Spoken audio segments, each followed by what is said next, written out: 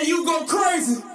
Yeah. So, but tell us though, when did you start, like how did you get into the music part? You know what I'm saying? How did you start rapping? Who introduced you? You know, how did you become the rap god? Right, well, I was really inspired by music just growing up, hearing, you know, my dad play music around the house, you know, from Ghetto Boys till I start getting older and I'm hearing the, you know, Pac and Biggie and all this other type of stuff, Nas, certain stuff like that. But what stood out to me is that he played Tupac more than everybody else. You see what I'm saying? So I seen that the level of respect that Tupac had was higher than the other rappers.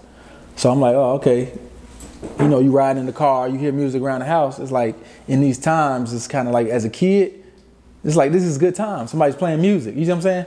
You may not know what a man is going through or what your dad has on his mind, but to a kid, this feels like things is going right in life. Somebody's playing music. You see what I'm saying?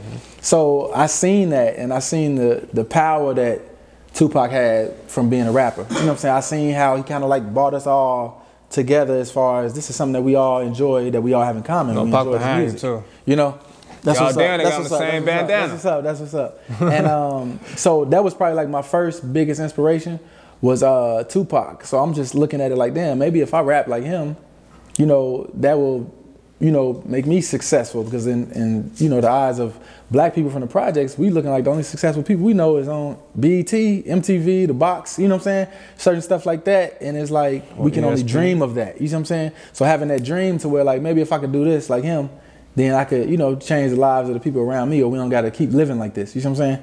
So as time goes on, you know, Tupac passes, then this new dude comes, kind of give you the, remind you of Pac. He bald head, you know, cut, just like named DMX. You know what I'm saying? So it's like my dad buying his tapes, you know, and I'm listening to him. I'm studying DMX, pausing it, write this word down. I mean, write this sentence down, unpause it.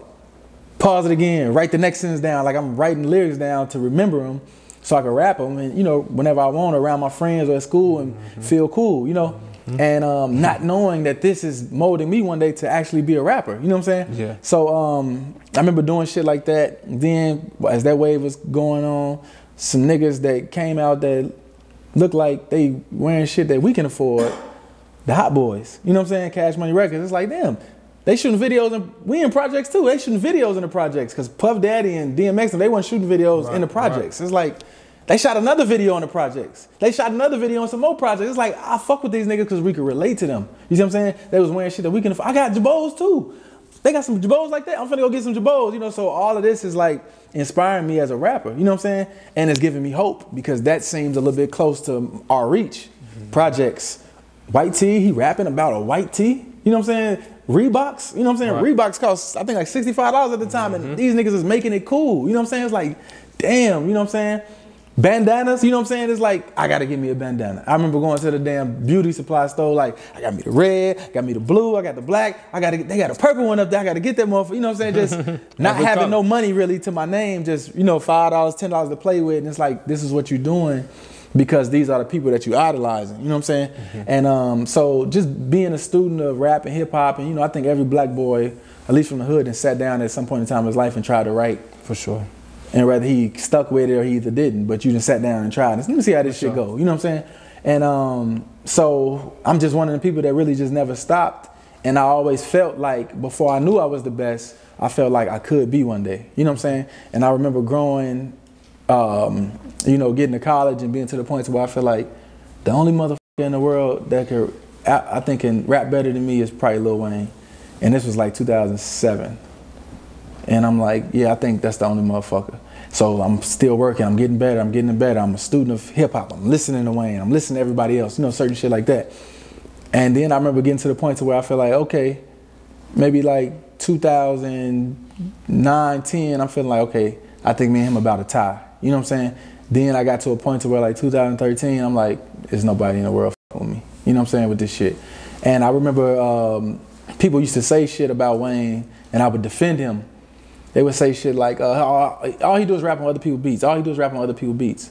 And I'm like, if he's rapping on other people's beats, out rapping, then what the f make you think he can't out rap them on his own, you know, on some other random ass beat? Like, are y'all listening to what he's saying? Cause y'all, the shit y'all complaining about has nothing to do with how good he is as a rapper. You see what I'm saying? Right. It's like people complaining about, man, he using auto-tunes, like, but does that make it not lyrical now? Cause you hear auto-tune with it? Because I could say this rap and then get praise and put auto-tune on it. Does it mean I lose points now because I'm still saying the same shit? You know what I'm saying? So I remember people would say that, or I would hear people try to bash. I'm like, man, he ain't rapping about nothing. You know what I'm saying? All he rapping about is, you know, riding skateboards and, you know, fucking bitches, eating pussy, smoking weed, blah, blah, blah, blah. And I'm like, yeah, but he also got shit like, you know, the man, I miss my dogs, the shit about his pops that passed away, certain shit like that, real life shit, the shit with him and Robin Thicke. Like, he got some of that too. So I would see certain people try to be funny and compare to, like, as an artist, you know, it's like, don't try to sit Jay-Z portrait right here and then go bring Lil Wayne cartoon and be like, look, this, it's like, no, if you're gonna see his portrait here, bring my portrait. Don't act like I don't got a portrait. You know what I'm saying? Don't come and bring when I'm purposely making a cartoon. You see what I'm saying?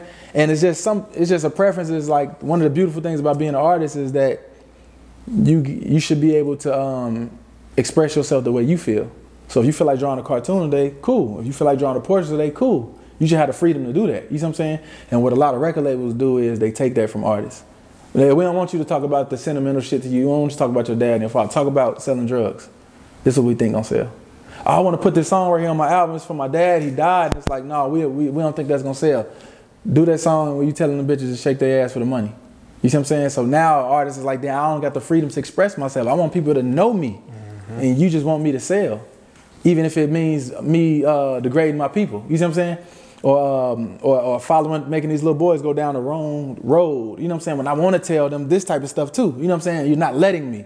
You know what I'm saying? So some people have them problems with their artists, but maintaining my independence, you know what I'm saying? It's like, I can do whatever the fuck I want to do whenever I want to do. I can have that balance. I can balance shit out the way that I want. I can pick what songs go on my album. I can pick the order of songs that go on, you know, that's on my album. Certain things like that a lot of other artists can't do. And so growing up and coming along the years, I remember wanting a deal, then finding out how labels and the industry works. You know, and it's like, then I changed my mind, like, no, I don't want a deal. You know, like, I'm doing all of this so far on my own, all based off my lyricism, you know. And then the labels been calling ever since, you know what I'm saying? Still sending messages, texts, how can we make this work? What kind of deal do you want? Well, how can we do this, blah, blah, blah, blah. You know, so, you know, all of that comes, and it's like now, like since like 2014, I've just been my own competition. In my mind, I have to either match what I did in the past or outdo that, you know what I'm saying? And I don't even go full throttle every song. You know, it's songs when I let up off the gas, you know, because I like, you know, being versatile, and I'm not always talking to the same exact crowd. You know what I'm saying? It's certain times, you know, I kind of consider myself like the LeBron James of this shit, to where it's like, you know, you gotta know when we need you to go get 10, 15 rebounds. We don't need you to get 10, 15 rebounds every game. We don't need you to drop 50 on their head every game when there's so much other shit you can do. You see what I'm saying? So it's like, I don't have to show that I can out-rap anybody every fucking song. You see what I'm saying? I might make a remix and show that, okay, whoever else did a remix, I'm gonna have the best or the most lyrical one. You know what I'm saying? So that's fun to do, but certain times I know when I'm gonna keep it like this or keep it at this tone because I'm just making a single. You know what I'm saying? I'm just doing this, or this is for the younger crowd, or blah, blah, blah, blah. This is for the females. I'm not finna put a whole bunch of sports metaphors in the song about females and they don't know who the f, you know what I'm saying? Yeah. This running back is, you know what I'm saying? They don't know who the f, you know, this certain basketball player, this certain football player is. And it's like, so people got to know how to, you know, when to press on the gas and when to let off. You know what I'm saying? Yeah. DJ, you go crazy.